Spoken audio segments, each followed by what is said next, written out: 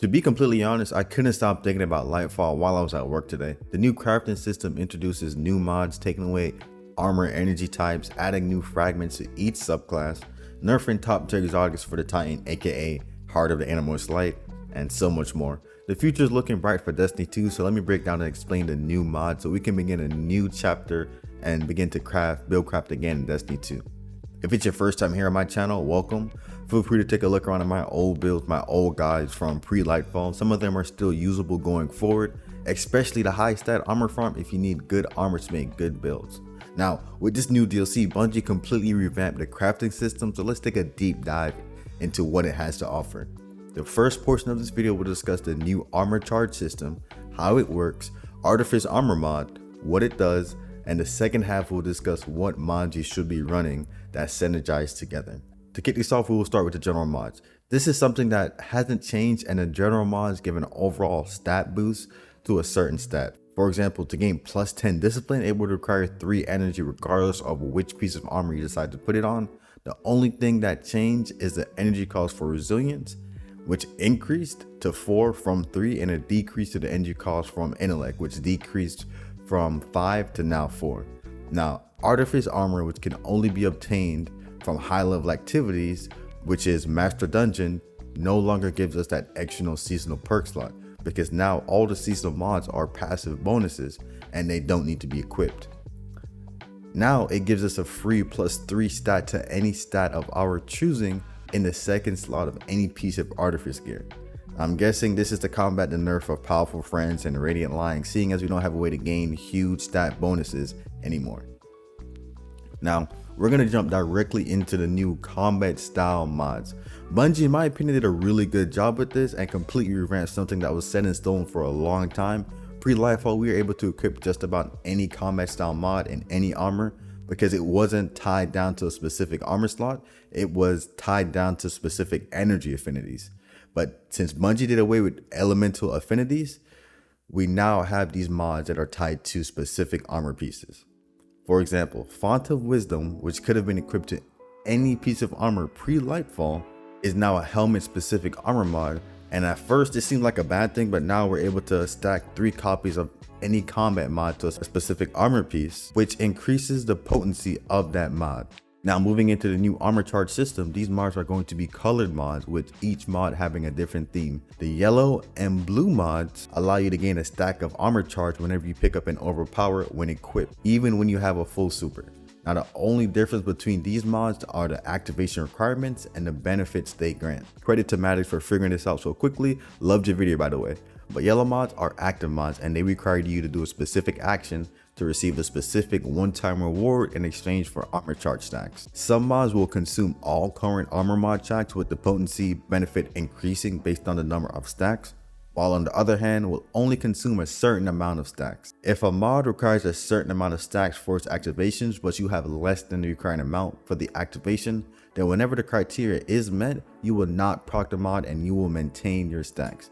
An example for the first criteria, we have Utility Kickstarter, which activates when using your class ability, trading all armor charge stacks with more stacks granting more energy. An example for the second is Healthy Finisher, which activates on finishers and consumes 1 stack of armor charge regardless of how many stacks you currently have.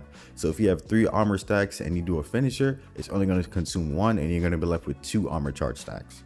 An example for the third criteria, Emergency Reinforcement on the chest activates when the shields are broken and grants a temporarily damage reduction for a cost of 3 armor charge. However, if you have this mod equipped and your shields are broken but you have only 2 armor charge stacks, then you will keep your armor charge and the perk Emergency Reinforcement will not activate.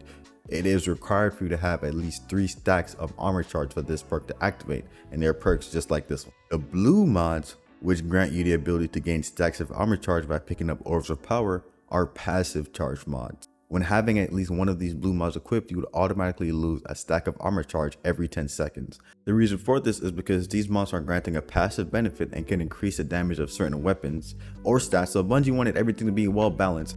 Don't forget the basic principles of equivalent exchange. In order to obtain something, something else of equal value must be lost. The potency of these blue mods are increased when stacking additional copies of that mod equipped, but having more stacks of armor charge does not increase its effect.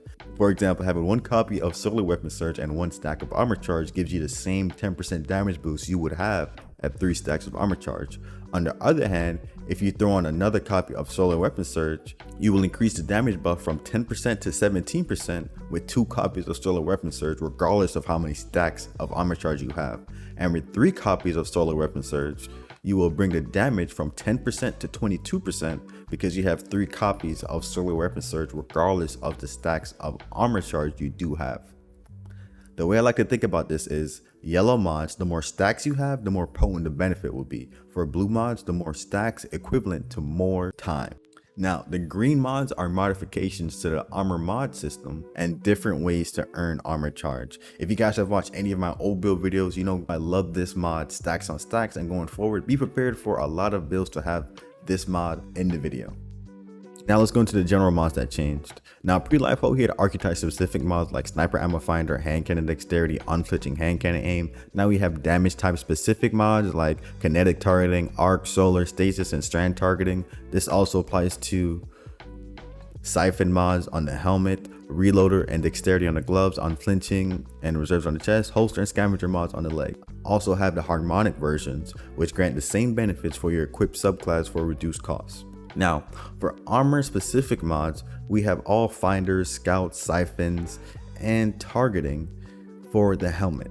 The helmet also is home to Radiant Light and Powerful Friends. A lot of people kind of got upset at this, that instead of getting the plus 20 mobility, instead of that, Bungie has completely removed it, and now Powerful Friends collecting an orb of power causes nearby allies to increase their armor charge by 1, and for Radiant Light, instead of the old plus 20 strength, now casting your super causes nearby allies to also increase their armor charge by 1. We also do have Font of Wisdom, which is now a helmet specific mod, which grants a bonus to intellect while you do have any armor charge. And as well, for any blue armor charge, your armor charge will now begin to decay over time. Now on the gauntlets, it currently houses all the dexterity, reloaders, and grenade mods you can find.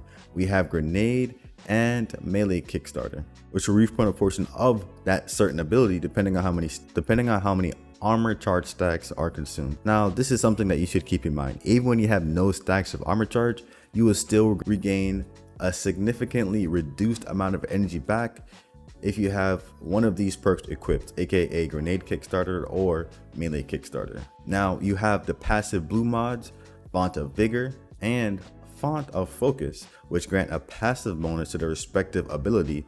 And lastly, we have the green mod, Shield Break Charge, which grants a stack of armor charge when breaking a combatant's shield with a damage that matches the shield type. After that, we have the chest, which houses all of the unflinching, all of the reserves, and all of the damage resistant type mods. We do have a yellow mod, Emergency Reinforcements, and we discussed this earlier, and we have its counterpart, the blue passive version of this mod, which is called Font of Endurance. Also, we have a green armor mod called Charged Up that increases the maximum stacks of armor from 3, with each copy giving you an increase of 1 up to a maximum of 6. If you have 3 of these mods equipped. On the boost, we have all of our holster, scavenger, surge mods, and benefits from picking up an orb of power. We have all damage type surge mods that grant an increased damage to specific weapons. We have a blue mod which gives you bonus to mobility while you have any armor charge stack. And we have a green mod, Stacks on Stacks, which grants an additional armor charge when picking up an orb of power. Finally, on our class item, you have mods that increase your class ability cooldown, armor charge finisher mods, a blue mod, Font of Restoration, which grants a bonus recovery, a green mod, not elemental time dilation, but now it's just regular time dilation. Your armor charge has a longer duration. We have another green mod, Empowered Finishers, which grant a stack of armor charge when you perform a finisher with no armor charge stack. Finally, we have Reaper, which grants an orb of power when landing a final blow after popping your class ability. Now, going into the future of the builds, there are certain mod combinations you do want to put together, and then there are certain ones you don't want to put together. For instance, if you are running a blue mod and a yellow mod at the same time, it's going to be counterintuitive.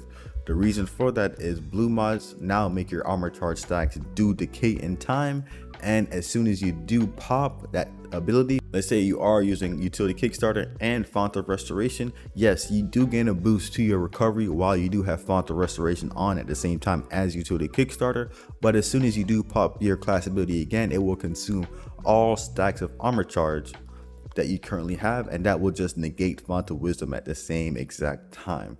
So the way I like to combine this is you either want to pick and choose if you want to build into a passive buff or you want to use a buff that you're going to expend all your energy at the exact same time. Keep that in mind. Some builds I currently do have that I will be rocking right now include a lot of passive builds like Stasis Weapon Surge that gives me the ability to do an extra 20% damage while I do have stacks of armor charge. And the reason why I like this a lot is because while I am rocking Dilation with Weapon Surge, that means that each armor charge I do have goes up to an increase of 15 seconds. So I have an additional 45 seconds of plus 20% weapon damage while doing DPS. And in my mind, that is one of the strongest DPS we do have currently. I am rocking Phantom Focus to combine with Stasis Weapon Surge, so I'm running 2 passive buffs at the exact same time, and I have no yellow mod, so I will not consume any stacks of armor charge when I do pop an ability. Those are the combinations you want to rock. You want to pick and choose if you want to expend all of your stacks of armor charge or if you want to just have a passive buff. And keep in mind, the more blue mods you do have, the longer the duration. That's it for the video. Please like, comment, and subscribe. If you guys have any questions, please tune into my Twitch channel or leave a comment down below and I'll get back to you as soon as possible. And I'll see you guys next week.